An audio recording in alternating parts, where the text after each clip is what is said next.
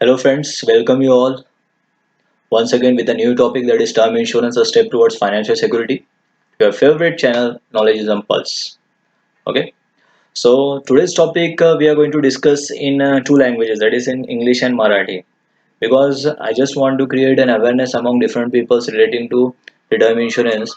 Because most of the people they are unaware about it, they don't want to buy it because they think that if they are going to uh, put their money in term insurance, their money will be lost, or they don't get any kind of benefits from their term insurance.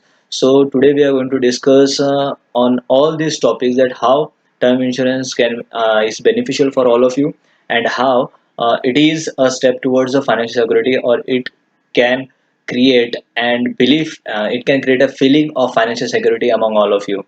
So let's get started with today's topic. Okay. तर आज आपण सर्वजण या term insurance बद्दल चर्चा करणार आहोत. या अशा प्रकारचा व्हिडिओ तयार करण्याच्या डोक्यात का आलं, तर कोविड-19 म्हणजेच कोरोना याच्यामुळे बरेच लोक जे आहेत ते विचार करत आहेत की आपल्या लाईफला आपल्याला प्रोटेक्ट केलं पाहिजे, आपल्या लाईफला काहीतरी आपल्याला प्रोटेक्शन असलं पाहिजे. मग त्यांच्यासाठी स्वस्तातला आणि खूप चांगला असा एखादा मार्ग जर कोणता असेल तर ते टर्म इन्शुरन्स आहे. ते कसं आहे, काय याच्यामध्ये आहे, हे सगळं काही आज आपण या व्हिडिओमध्ये पाहणार आहोत. तर पुढे चालूया आपण. सगळ्यात अगोदर आपल्याला जाणून घ्यायचं आहे की व्हॉट इज इन्शुरन्स. ओके. तर इन्शुरन्स म्हणजे काय? तर इन्शुरन्सचा अर्थ आता बरेच जण एक दिवसामध्ये काय आहे इन्शुरन्सचा अर्थ आम्हाला माहित आहे. ओके. तर बरेच लोक इन्शुरन्सकडे बघत असताना इन्शुरन्सला आणि इन्व्हेस्टमेंटला ते एकसारखंच मोजतात. त्यांना असं वाटतं की इन्शुरन्स म्हणजेच इन्व्हेस्टमेंट आहे. तुम्ही जर कोणाला विचारला गेलात की तुमचे इन्व्हेस्टमेंट कुठे आहेत, तर ते लोक म्हणतात की माझ्या एवढ्या 4 पॉलिसीज आहेत, माझ्या 5 पॉलिसीज आहेत, हे माझी इन्व्हेस्टमेंट आहे. पण इन्शुरन्सला आपण एका रिस्क प्रोटेक्शनच्या दृष्टिकोनातून आपण बघत नाही. हे एक प्रकारचं प्रोटेक्शन अगेन्स्ट रिस्क आहे. म्हणजे आपल्याला एक इन्शुरन्स एक कव्हर आहे. ओके. इन्शुरन्स एक कव्हर असतं की जे कव्हर आपल्याला आपण घेतल्याच्या नंतर काय होतं की आपल्याला जर काही झालं तर आपल्या मागे जी आपली फॅमिली आहे त्यांची फायनान्शियल सेक्युरिटी त्या ठिकाणी राहत असते. म्हणजेच काय, तर त्यांना कुणासमोर हात पसरायची वेळ येत नाही. तर हाच काहीतरी आपला हा टॉपिक आहे. नेक्स्ट आहे, its main aim is to transfer the risk from a person to insurance company by paying certain amount called as premium. याचा मुख्य हेतू काय आहे, तर ट्रान्सफर करायचं. काय ट्रान्सफर करायचं? रिस्क ट्रान्सफर करायचं. कुणाकडून? फ्रॉम ए पर्सन, त्या व्यक्तीकडून. कुणाकडे? To insurance company. म्हणजे मी काय करतोय, मी इन्शुरन्स कंपनीला प्रीमियम भरतोय, काही रक्कम भरतोय ठराविक, ठीक आहे. इन्शुरन्स घेत असताना ठरलेली असते आणि ती रक्कम मी प्रीमियम म्हणून त्या कंपनीकडे भरतोय. जर मला काही झालं तर ती इन्शुरन्स कंपनी काय करेल, जी ठरलेली रक्कम आहे, जे सम एश्युअर्ड आहे, ते सम एश्युअर्ड ते माझ्या फॅमिलीला देतील. म्हणजे जेणेकरून काय होणार की माझ्या फॅमिलीची जी फायनान्शियल सेक्युरिटीसाठी मला जे विचार करायचे असतात की मी काय करावं, कसं करावं, मी जर नसलो तर काय होईल माझ्या घराचं, तर याचा विचार करायची मला काही फारशी असं म्हणजे गरज पडणार नाही, जर मी अशा प्रकारचं स्वतःच फायनान्शियल सेक्युरिटी हे करून ठेवलेली असेल.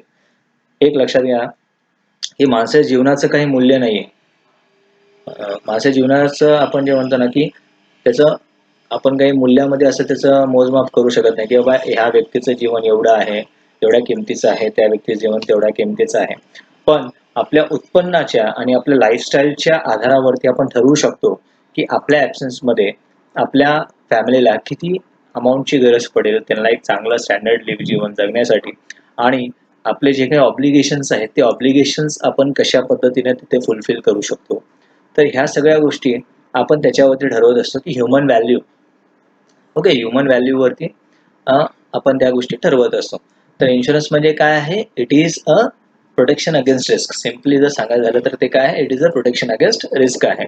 नेक्स्ट आहे, people buy insurance to cover the possibility of any uncertainty occurring in future. आता जसं मी तुम्हाला म्हटलं की लोक काय करतात, इन्शुरन्स कशासाठी घेतात, तर काही अनसर्टनिटी भविष्यामध्ये आपल्यासोबत एखादी घडली तर आपल्याला ते अनसर्टनिटी काय करता येईल, त्या ठिकाणी आपल्याला ते अनसर्टनिटीची भरपाई मिळू शकते. कशामुळे? जर आपण त्याचा इन्शुरन्स घेतलेला असेल. लक्षात घ्या, आपण कारचा इन्शुरन्स घेतो. आपण जेव्हा कारचा इन्शुरन्स घेत असतो, कारला जर काही झालं आपल्या, तर आपण काय करणार त्या ठिकाणी? आपण इन्शुरन्स कंपनीकडे जाणार, बाबा मी तुमच्याकडे एवढा प्रीमियम भरला होता, मी इन्शुरन्स वगैरे काढले या कारचं, आणि जर या कारला आता माझ्या कारला ॲक्सिडेंट झालेला आहे तर तुम्ही मला भरपाई द्या. इन्शुरन्स कंपनी त्या ठिकाणी तुम्हाला नाकारू शकत नाही. का तर तुम्ही एक इन्शुरन्स घेतलेला आहे, तुम्हा दोघांमध्ये एक करार झालेला आहे, कॉन्ट्रॅक्ट झालेला आहे, and as per the terms and condition of the contract the insurance company is liable to pay the sum assured on the insurance policy.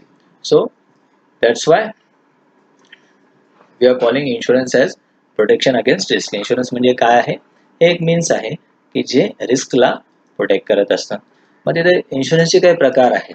मग त्याच्यामध्ये मुख्यतः इन्शुरन्सचे दोनच प्रकार आहेत. ते आहे लाईफ इन्शुरन्स आणि general insurance. Okay, so life insurance it is totally related upon the life of persons.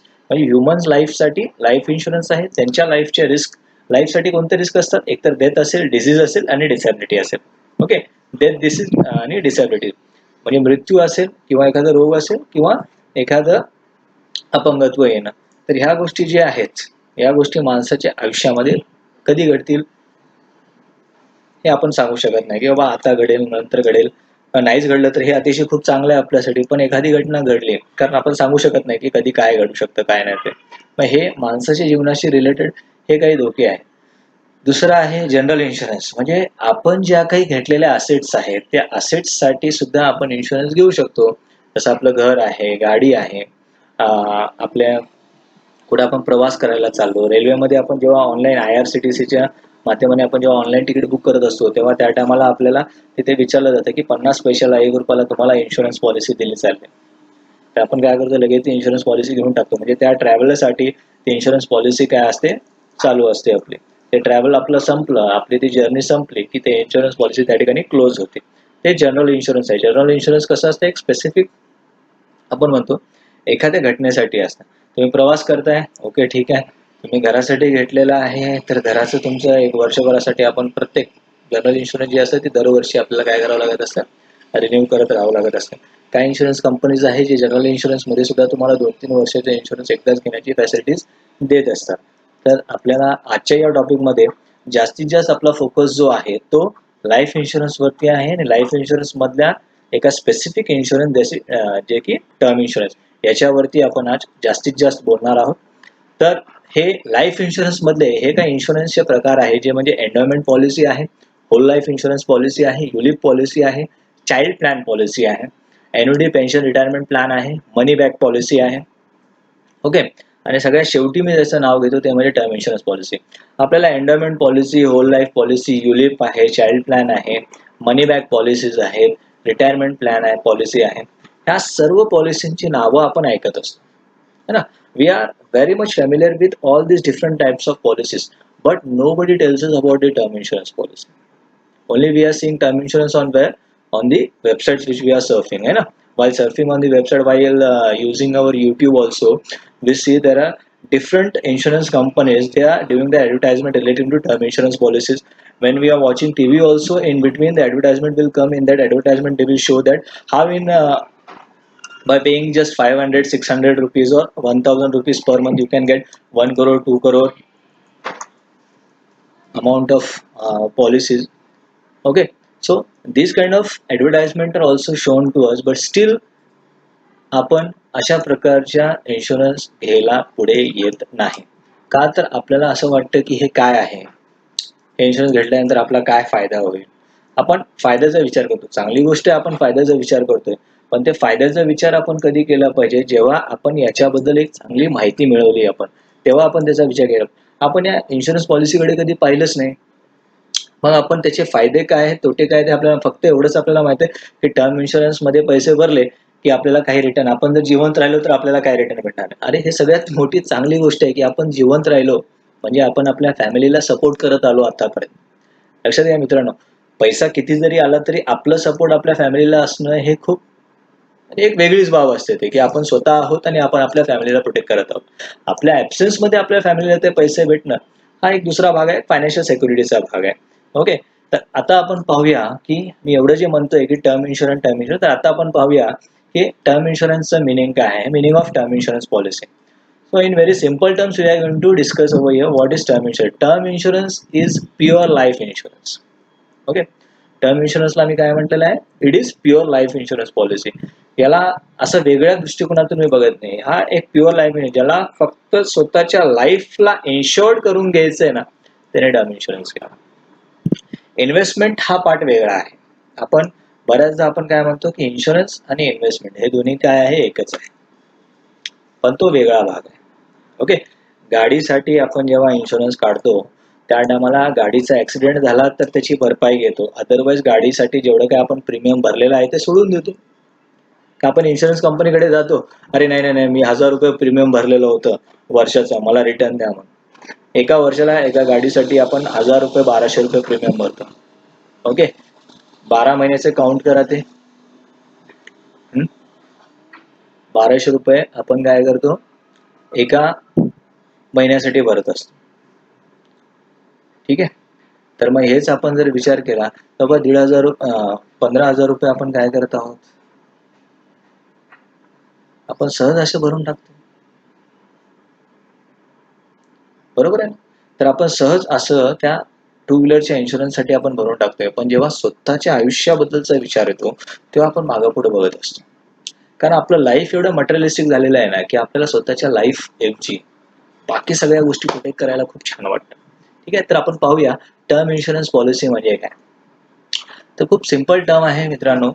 Term insurance पॉलिसीचा आपण जर विचार केला ना, तर term insurance is pure life insurance. Okay.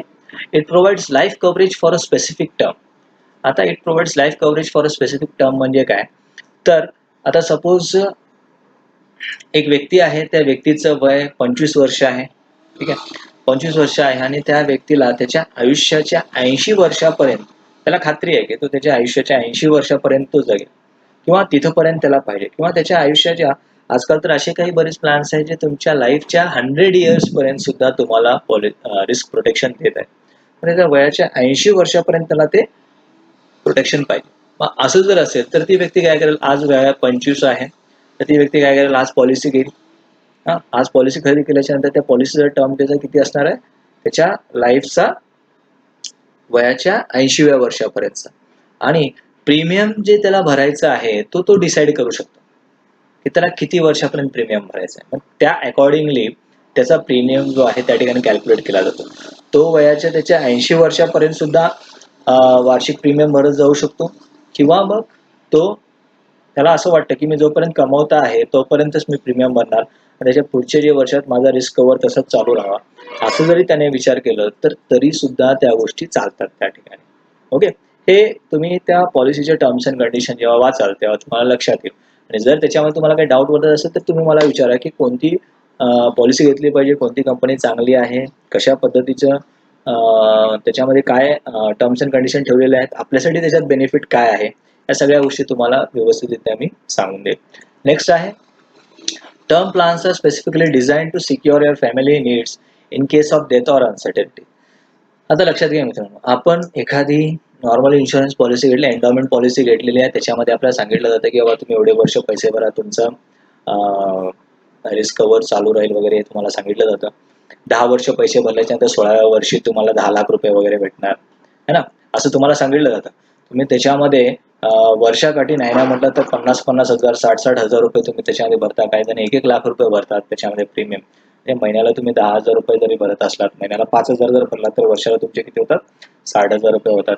60,000 रुपये तुम्ही प्रीमियम भरताय, 10 वर्ष तुम्ही भरत चाललात. ठीक आहे. आणि 16व्या वर्षी तुम्हाला सपोज त्या ठिकाणी ते लोक म्हणत असतील की तुम्हाला 10 लाख रुपये देऊ, 11 लाख रुपये देऊ, 8 लाख रुपये देऊ, हे असं ते सांगत असतात. त्याच्यानंतर परत तुमचं रिस्क कव्हर तिथे चालू आहे. तुम्हाला इन्फ्लेशन रेट बद्दल जर थोडीफार माहिती असेल तर मी तुम्हाला सांगू इच्छितो की दरवर्षी महागाई दर, इन्फ्लेशन रेट हा वाढत चाललेला आहे. पण त्या हिशोबाने रुपीजची व्हॅल्यू जी आहे ती ॲप्रिशिएट होण्याऐवजी डिप्रिशिएट होत जाते. म्हणजे रुपीजची पर्चेसिंग पॉवर जी आहे ना ते कमी होत जाते त्या ठिकाणी. म्हणून आपण महागाई म्हणत असतो की महागाई वाढली. अगोदर रुपयामध्ये जी वस्तू भेटत होती ती आज 100 रुपये मार्केटमध्ये घेऊन गेलं तरी सुद्धा आपल्याला ती वस्तू भेटत नाहीये.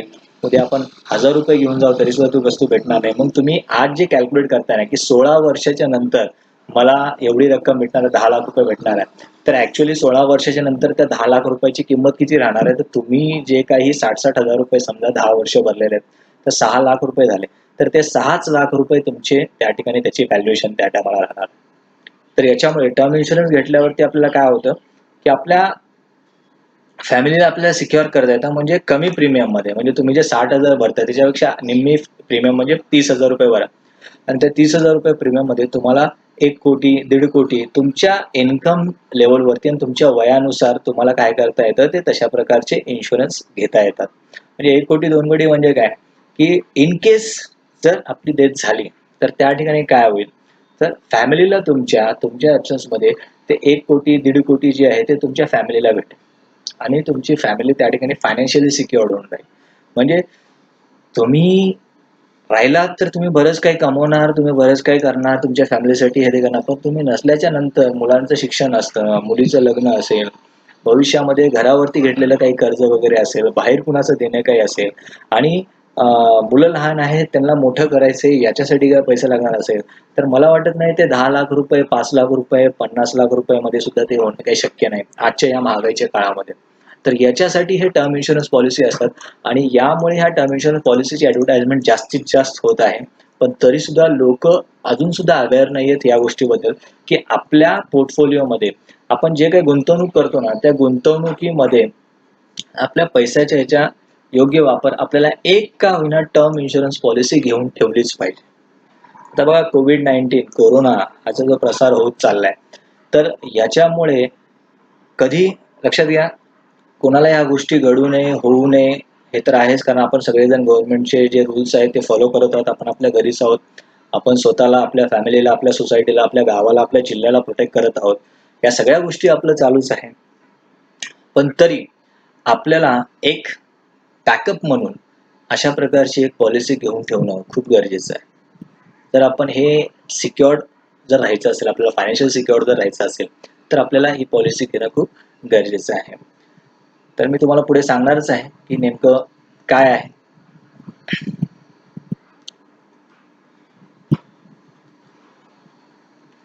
तर बेनिफिट्स याचे काय असतील. आता बरेच लोक म्हणतात की आम्हाला याच्या बेनिफिट्स बद्दल काहीच माहित नाही की हे कसं असणार. सगळ्यात महत्वाचं जे आपण बघत असतो आपल्या दृष्टिकोनातून आपण जे बघत असतो ते काय आहे, तर it is less expensive compared to other life insurance plan.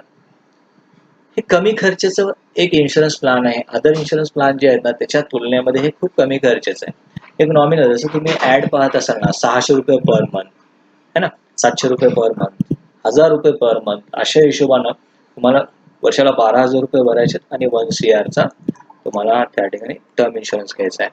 तर हे असं सांगितलं जातं तुम्हाला. मग ते काही गोष्टी आहेत ज्याच्यावरती ते डिपेंडेंट असतं तुम्हाला प्रीमियम किती भरावं लागेल काय नाही ते, पण हे क्लिअर आहे.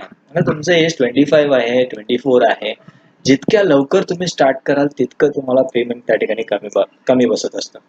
तर आपल्याकडे अवेअरनेस नसल्यामुळे काय होतं की आपण लवकर स्टार्ट करत नाही. आपण आपलं 30 क्रॉस करून टाकतो, 35 क्रॉस करतो, तरी सुद्धा आपल्याला लक्षात येत नाही की आपण अशा प्रकारची पॉलिसी घेतली पाहिजे. जेव्हा असं काही संकट येतं आपल्यावरती तेव्हा आपण विचार करतो की असं जर मी घेतलं असतं तर खूप चांगलं झालं असतं.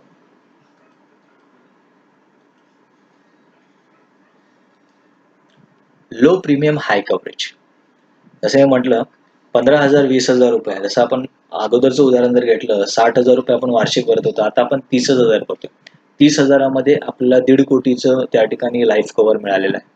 1.5 कोटीचं लाईफ कव्हर कमी प्रीमियम मध्ये हाय कव्हरेज आपल्याला त्या ठिकाणी भेटत आणि तेही वयाच्या 80 वर्षापर्यंत, वयाच्या 100 वर्षापर्यंत.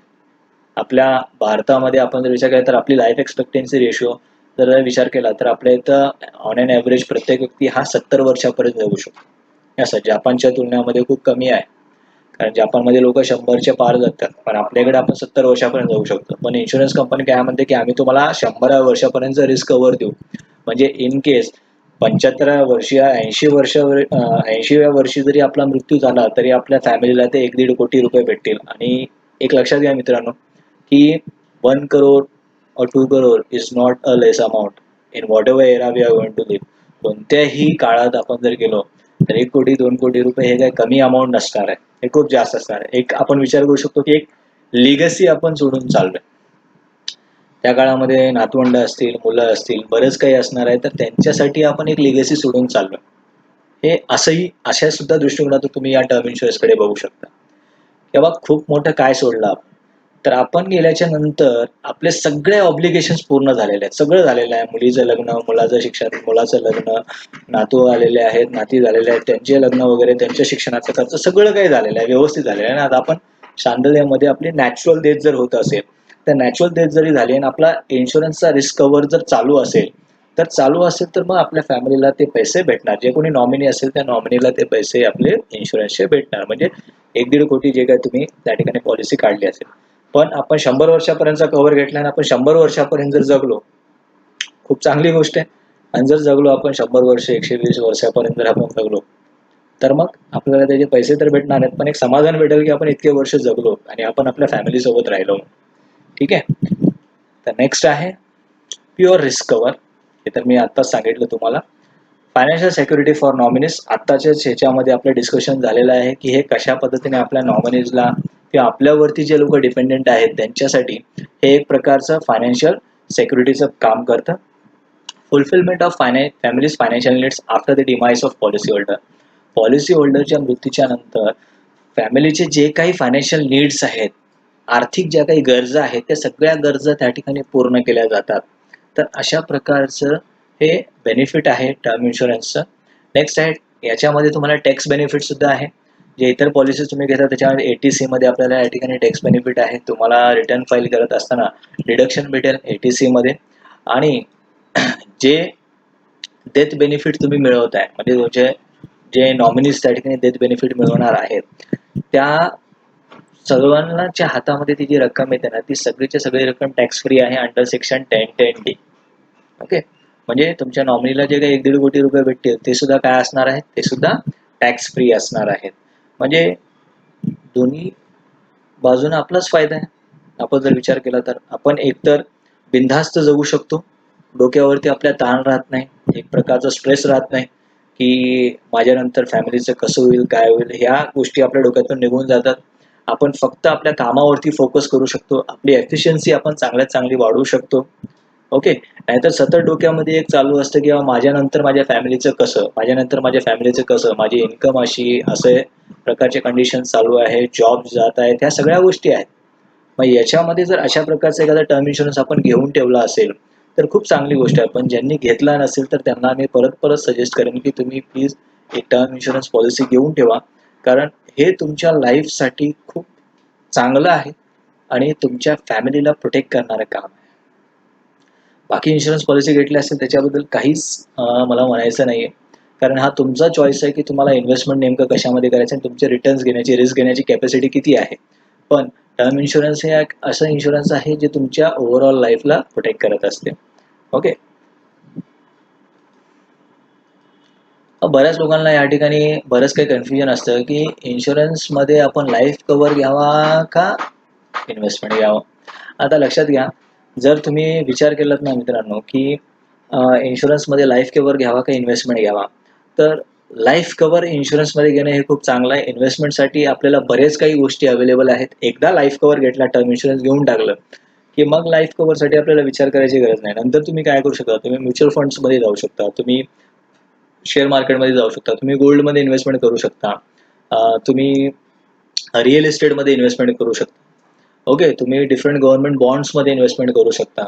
आता सध्या आलेलं जे आहे गोल्ड बॉन्ड सध्या चालू आहे, तुम्ही गोल्ड बॉन्डमध्ये इन्व्हेस्टमेंट करू शकता. त्याचा लॉक इन पिरियड 8 वर्षाचा आहे. 5 वर्षाच्या नंतर तुम्ही विड्रॉ करू शकता. सॉरी, त्याचा 8 वर्षाचा जो सर्व्हायवल पिरियड आहे, 5 वर्षाच्या नंतर तुम्ही त्याला विड्रॉ करू शकता. अशा प्रकारचा एक लॉक इन पिरियड आहे त्याच्यामध्ये. आणि त्याच्यावरती तुम्हाला 2.5% नुसार वार्षिक व्याजदर सुद्धा भेटणार आहे. आणि मार्केटमध्ये जो सोन्याचा रेट असणार आहे त्या सोन्याच्या रेटवरतीच तुम्ही काय करू शकता, तर ते बॉन्ड जो आहे तो तुम्ही रिडीम करू शकता. म्हणजे इतकी चांगली संधी आहे. त्या बॉन्डला म्हणजे चोरी होण्याचा धोका नाही, काहीच नाही. पेपर बॉन्ड असतात, पेपर कोणता चोर काय तेवढा वाचलं शिकला तो जरी घेऊन गेला तर त्याचं काय कामाचं आहे. तसं हार्ड सोनं जे आहे ते कुणी घेऊन जाऊ शकतं.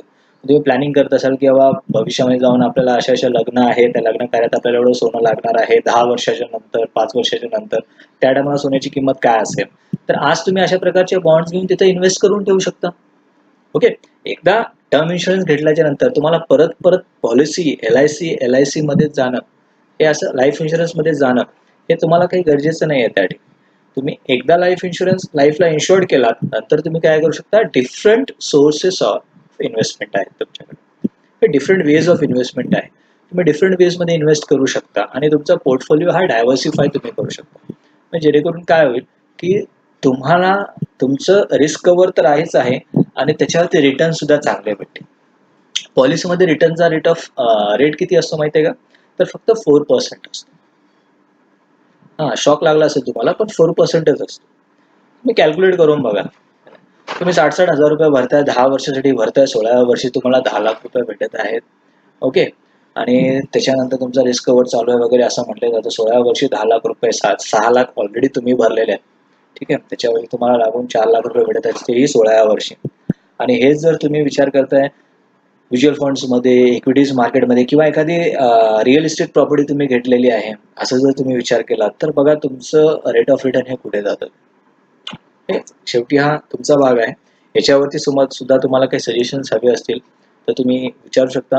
हा, पॉलिसीजमध्ये युनिट प्लॅन सुद्धा आहेत, जे युनिट लिंक्ड आहेत, जे की तुमच्या गरजेनुसार त्या ठिकाणी लोक आपल्या गरजेनुसार लोक त्या ठिकाणी खरेदी करत असतात.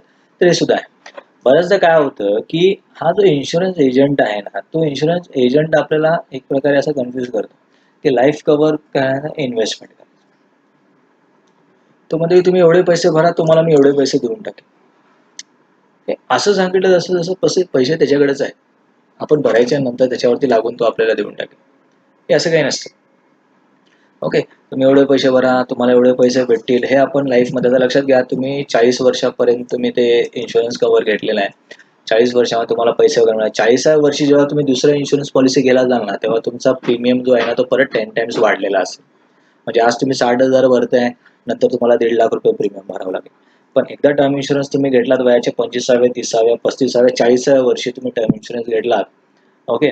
आणि त्याचं तुम्हाला प्रीमियम 30,000, 40,000 जे काही पडत आहे, ते प्रीमियम तुम्हाला एकदा स्टार्ट झालं की ते प्रीमियम तुम्हाला लाईफ लॉंग कव्हर तर देतच आहे, पण ते कंटिन्युअसली चालू सुद्धा आहे. आणखीन एक गोष्ट तुम्हाला टर्म इन्शुरन्स बद्दल मला सांगायचं आहे की बरेच लोक असे म्हणतात टर्म इन्शुरन्समध्ये पैसे भरल्यानंतर पैसे बुडतात, तर तसं नाहीये. Okay. whatever premium you are paying for the term insurance, that premium you will get back after the maturity. म्हणजे तुमचा जो काही पॉलिसीचा टर्म आहे तो संपला, म्हणजे तुम्ही जे म्हटलेलं की 80 वर्षापर्यंतची पॉलिसी आम्ही काढली, तर 80 वर्षापर्यंत तुमची पॉलिसी चालूच आहे. ठीक आहे. पॉलिसीचा टर्म संपला की तुम्ही जेवढे काही पैसे भरले होते प्रीमियम म्हणून, ते सगळेचे सगळे पैसे तुम्हाला त्या ठिकाणी रिटर्न भेटणार. हो, रिटर्न भेटणार तुम्हाला. अशा प्रकारच्या पॉलिसीज मार्केटमध्ये सध्या अवेलेबल आहे. मी घेतलेल्या आहेत अशी पॉलिसीज, की जिथे आपल्याला आपले पैसे जे आहे ते परत भेटते. म्हणजे आपल्याला त्याच्यावरती सुद्धा टेन्शन घ्यायचं गरज नाही की आपण पैसे टाकतो म्हणजे काय. तर असं समजायचं की आपण आपल्या घरामध्ये आपण एक छोटंसं गुल्लक करतो ना, पिगी बँक आपण ज्याला म्हणतो, त्याच्यामध्ये आपण पैसे ठेवत चाललो आणि ते पैसे आपल्याला त्या टायमाला रिटर्न भेटतील. म्हणजे त्याच्यावरती तुम्हाला व्याज वगैरे काही भेटणार नाही. काही इन्शुरन्स कंपनीज आहेत, जसं HDFC कंपनी आहे, जे त्याच्यावरती जर आपले ₹1,00,000 असतील तर 1,05,000 म्हणजे 105% ते पैसे तुम्हाला परत करत असते. म्हणजे ₹5,000 भरून लावून ते तुम्हाला देत असते. तर अशा प्रकारचे काही कंपनीज आहेत, जे इन्शुरन्स कंपनी जे तुम्हाला बेनिफिट देण्यासाठी मार्केटमध्ये बसलेले आहेत. तर आपण त्याचा विचार करू शकतो. तर नॉर्मली इथं सांगायचं म्हणजे काय, तर agent will sell you a policy which is beneficial for them and not for you. Agent अशा प्रकारची पॉलिसीज तुम्हाला सेल करतील की ज्याच्यामध्ये त्यांचा जास्तीत जास्त फायदा आहे. कस्टमरचा काय फायदा आहे याचा सहसा कोणी विचार करत. म्हणून तुम्ही एखाद्या फायनान्शियल प्लॅनरला तुम्ही कन्सल्ट केलं पाहिजे. तुम्ही त्यांना विचारलं पाहिजे की बाबा मी कशा पद्धतीने करू, मला हे लाईफ कव्हर झालेलं आहे, आता मला पुढे इन्व्हेस्टमेंट करायचं. मग इन्व्हेस्टमेंट तुम्हाला इन्शुरन्समध्येच इन्व्हेस्टमेंट करायचं. मग इन्शुरन्समध्येच इन्व्हेस्टमेंट करत असताना कोणतं इन्शुरन्स घ्यावं याचा सुद्धा आपण विचार केला पाहिजे. इन्शुरन्समध्ये इन्व्हेस्टमेंट प्लॅन्स आहेत, पण त्या इन्व्हेस्टमेंट प्लॅन्स मधलं कोणतं इन्व्हेस्टमेंट प्लॅन आपण घेतलं पाहिजे जे आपल्याला लाईफ लॉंग कामाला येईल. तर हे विचार आपण करत नाही. तर समोरची व्यक्ती आपल्याला म्हणतो तुम्ही तुम्ही काय विचार करायची गरज नाही, तुम्ही एवढे एवढे पैसे भरा आणि एवढे पैसे घेऊन जा. कारण का, तर ती व्यक्ती सहसा आपण ज्यांच्याकडून पॉलिसीज घेतो ती व्यक्ती आपल्या घरातलीच व्यक्ती असते, कोणीतरी एजंट वगैरे झालेलं असताना ते येऊन आपल्याला सांगून जातात. त्याचे डिटेल्स काय, टर्म्स अँड कंडिशन्स काय, हे आपण सगळेजण पाहत नाही. तर आपल्याकडे तेवढा वेळ नसतो ते वाचण्यासाठी. आणि कोणताच एजंट सहसा तुम्हाला टर्म पॉलिसी विकत सुद्धा नाही. कोणी बोलताना सुद्धा दिसत नाही की बाबा टर्म इन्शुरन्स घ्या म्हणून. तर हा एक भाग आहे त्याच्यामध्ये. So decide it carefully. आपण काळजीपूर्वक या गोष्टीचं डिसिजन घेतलं पाहिजे. आता जर आपण विचार केला how to decide about term insurance, term insurance बद्दल आपण कसं डिसाइड करावं, तर सगळ्यात महत्त्वाचं काय आहे की आपल्यावरती किती लोक डिपेंडेंट आहेत. Think about the number of family members dependent upon. किती लोक आपल्यावरती डिपेंडेंट आहेत, आपण त्याचा विचार करावा. आपण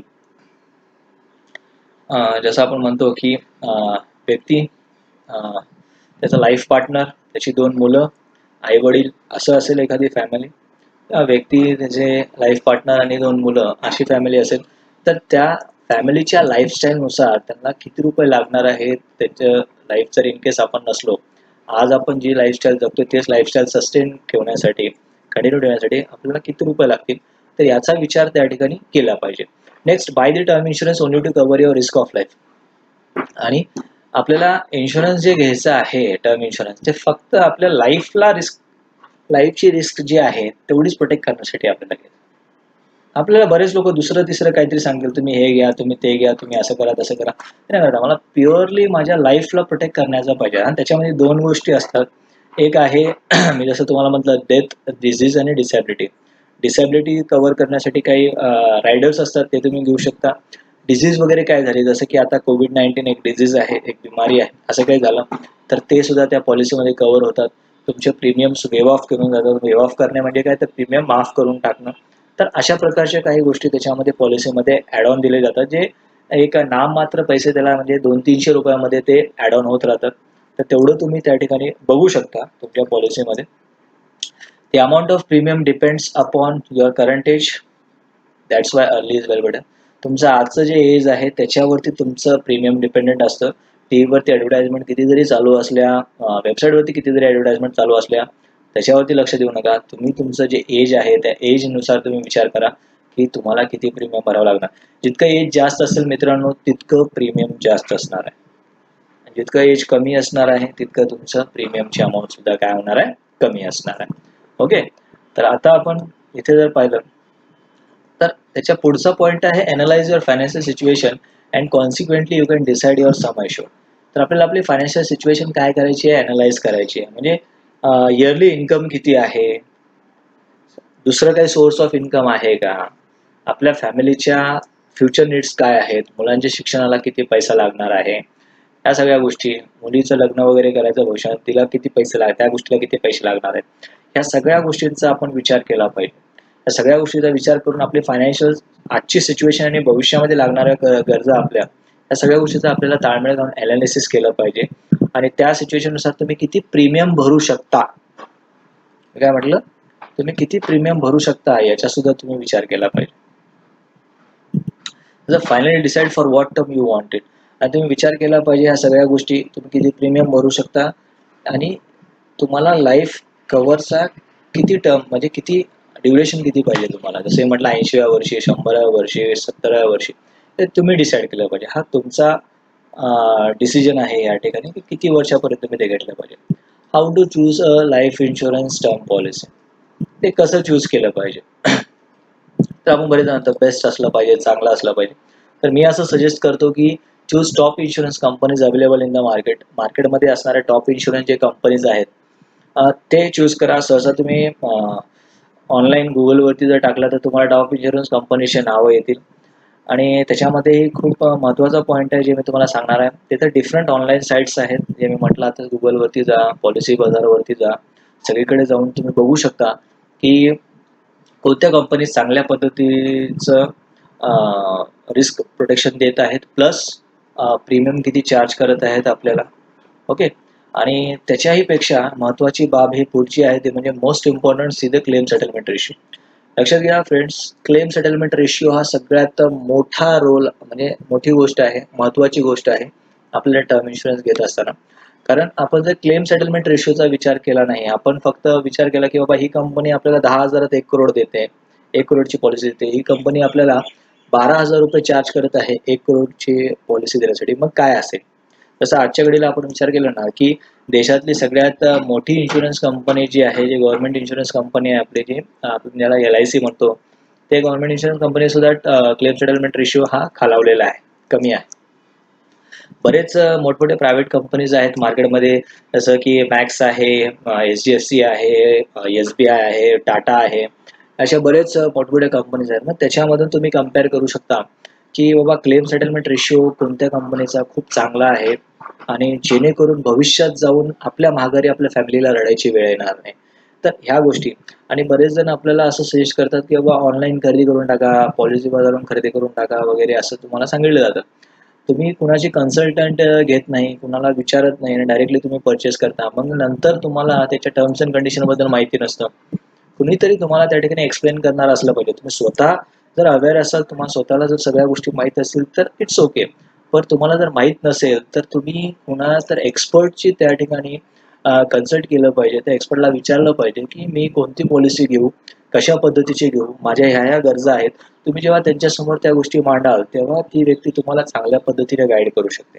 कुणी तुम्हाला अशा पद्धतीने सांगणारा असेल तुमच्याकडे तर ठीक आहे. नसेल कुणी सांगणारं तर तुम्ही मला कॉल करू शकता, व्हॉट्सअपवरती माझ्या तुम्ही मेसेज टाकू शकता. मी तुम्हाला चांगल्या पद्धतीने गाईड करण्याचा त्या ठिकाणी प्रयत्न करेन. पण क्लेम सेटलमेंट रेशिओ हा खूप महत्त्वाचा असतो. ज्या कंपनीचा जवळपास 99% क्लेम सेटलमेंट रेशिओ असेल, 98% असेल, खूप चांगलं झालं.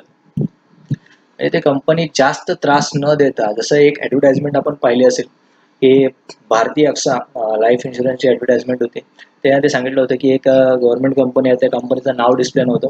गव्हर्नमेंट कंपनीमध्ये एक व्यक्ती तिचे पतीचा मृत्यू झाल्याच्या नंतर ती लेडी त्या ठिकाणी ते जात असते, तिला हे डॉक्युमेंट आणा, ते डॉक्युमेंट आणा, असं आणा, तसं नाही ते सांगितलं जातं. पण तिथेच फक्त सीन चेंज होतं आणि ती व्यक्ती भारतीय अक्सामध्ये जेव्हा जाते तेव्हा त्या ठिकाणी त्या व्यक्तीला आल्याबरोबर बाबा असं झालेलं आहे तर आम्ही तुमच्या दुःखात सामील आहोत लगेच ते देऊन टाकते. लक्षात घ्या मित्रांनो, हे कॉम्पिटिशनचं मार्केट आहे. फक्त आपण गव्हर्नमेंट करून किंवा हे करून असं चालणार नाही. आपलं कॉम्पिटिशन मार्केट आहे आणि कॉम्पिटिशनचा फायदा हे कन्झ्युमरनं घेतला पाहिजे. चांगल्या पद्धतीचा प्रोडक्ट जर दुसरीकडे अवेलेबल असेल तर आपल्याला काय प्रॉब्लेम नाही. आपण जर एकच विचार करू की नाही नाही गव्हर्नमेंटचा आहे गव्हर्नमेंटचा आहे, लक्षात घ्या गव्हर्नमेंटच्या बऱ्याच कंपनीज आहेत जे की वाइंड अप होत आहेत. गव्हर्नमेंट त्याचं डिसइन्व्हेस्टमेंट करत आहे हे आपल्याला दिसत आहे. आणि हळूहळू सगळ्या गोष्टी प्रायव्हेटायझेशन जात आहेत. खूप मोठमोठे आपल्या देशातल्या प्रायव्हेट बँक्स आहेत, प्रायव्हेट इन्शुरन्स कंपनीज आहे, इंटरनॅशनल प्लेयर्स आहेत जे आपल्या देशामध्ये अवेलेबल आहेत. तुम्ही त्यांची एकदा स्टडी करू शकता. सगळ्यात मोठा ब्रँड आजच्या घडीला आपण विचार करतो HDFC सारखा जो ब्रँड आहे, आज इतकं शेअर मार्केट खाली असताना सुद्धा HDFC शेअर मार्केट त्या ठिकाणी खूप वर आहे. तुम्ही निफ्टीवरती किंवा सेन्सेक्सवरती तुम्ही जाऊन बघू शकता की त्याच्या शेअरच्या प्राइस हे वाढत चाललेले आहेत पण कमी होत नाहीये. तर ह्या गोष्टी काय आहेत तर ते कंपनी चांगल्या पद्धतीने काम करत आहे. आणि आपण अशीच कंपनी घेतली पाहिजे की आपल्या लहानपणापासून होती, आपण म्हातारे होऊ तेव्हा सुद्धा ती कंपनी अस्तित्वात राहील. अशा प्रकारची कंपनी आपण आपले लाईफ इन्शुरन्स घेत असताना चूज केले पाहिजे. कारण आपल्याला आपल्या लाईफचं बेनिफिट हे कधी घेता येईल ते आपण सांगू शकत नाही. बरोबर आहे. एखादी घटना घडल्याच्या नंतर आपल्या फॅमिलीला त्याचे बेनिफिट भेटणार आहे किंवा त्यांना जे अमाऊंट सम इश्युर्ड आहे ते त्यांना भेटणार आहे. पण ती घटना कधी घडेल हे सांगता येत नाही. त्याच्या मधातच जर एखादी नवीन कंपनी किंवा एखादी छोटीशी कंपनी आहे, आपण त्याच्यामध्ये पैसे टाकले, कमी किमतीत भेटत आहे आणि ती कंपनी बंद झाली. मग काय करणार त्याला? मग याच्यासाठी आपण काय केलं पाहिजे की अशा प्रकारची इन्शुरन्स कंपनी चूज केली पाहिजे जे की खूप प्रसिद्ध आहे आणि ज्या कंपनीचं मार्केटमध्ये खूप चांगलं एक गुडविल आहे. ठीक आहे. Then choose the one best suited plan as per your need after analyzing all the term plans. त्याच्यानंतर तुम्ही काय केलं पाहिजे, त्या सगळ्या टर्म प्लॅन्सचं ॲनालिसिस केल्याच्या नंतर एक तुम्हाला सूट जो करतो, तुमच्या प्रीमियमची अमाऊंट, तुमचं टर्म जो ड्युरेशन आहे पॉलिसीचं ते, या सगळ्या गोष्टी जर तुम्हाला त्या ठिकाणी भेटत असेल तर तुम्ही ते पॉलिसी चूज करावा. आणि त्याच्यामध्ये सगळ्यात महत्त्वाचा पार्ट म्हणजे काय, तर तुम्ही हा जो क्लेम सेटलमेंट रेशिओ आहे याचा तुम्ही विचार करावा असं मला वाटतं. कारण बऱ्याच जणांना खूप त्रास होतो पॉलिसी घेतल्याच्या नंतर जेव्हा ते पॉलिसी त्या ठिकाणी डेथ बेनिफिट घ्यायला जातात त्या टायमाला त्या फॅमिली मेंबर्सला खूप काही सहन करावं लागतं. एवढे डॉक्युमेंट्स मागितले जातात, ते डॉक्युमेंट्स फुलफिल करता करता त्या फॅमिलीचा नाकी नव्हे. असं आपल्या माघारी होऊ नये आपल्या फॅमिली सोबत, त्याच्यासाठी आपण काय केलं पाहिजे तर चांगल्या प्रकारचं क्लेम सेटलमेंट रेशिओ असणारी कंपनी तिथे पाहिले पाहिजे. Okay sir, thank you. तर आज हा व्हिडिओ थोडा लहान मराठीमध्ये आणि एक्सप्लेन करण्याचा प्रयत्न याच्यासाठी केला की एक प्रकारचा अवेअरनेस आपल्याला क्रिएट करायचं आहे लोकांमध्ये की त्यांनी जास्तीत जास्त पद्धतीने अशा प्रकारचं एक का होईना एक तरी टर्म इन्शुरन्स त्यांनी घेऊन ठेवावं. त्याचं कारण आहे, कारण आपल्या फॅमिलीला प्रोटेक्ट करण्यासाठी हे खूप गरजेचं आहे. अशा प्रकारच्या ज्या सिच्युएशन्स उद्भवलेल्या आहेत त्या सिच्युएशन्समध्ये किंवा भविष्यात अशी काही सिच्युएशन्स उद्भवून आली तर आपण त्या गोष्टीसाठी तयार असायला पाहिजे आणि ही तयारीच म्हणजे आपली फायनान्शियल सिक्युरिटी असते. जर तुम्हाला याच्याशी रिलेटेड काही ॲडवाईस घ्यायचं असेल, काही माहिती घ्यायचं असेल किंवा कोणतं बाय करावं, कोणतं इन्शुरन्स आपण बाय केलं पाहिजे, कोणती पॉलिसी आपण घेतली पाहिजे, कोणत्या पॉलिसीमध्ये इन्व्हेस्टमेंट करायचं किंवा म्युच्युअल फंडमध्ये इन्व्हेस्टमेंट कसं करावं, या सगळ्या गोष्टीबद्दल तुम्हाला कसली इन्फॉर्मेशन पाहिजे असेल तर तुम्ही या व्हॉट्सअपवरती मला मेसेज करू शकता किंवा यूट्यूबवरती हा जो व्हिडिओ आहे त्या व्हिडिओच्या कमेंटमध्ये तुम्ही तुमचा प्रॉब्लेम टाका, तुमचे प्रश्न टाका. त्या प्रश्नांची उत्तरं देण्याचा मी त्या ठिकाणी नक्कीच प्रयत्न करेन. धन्यवाद.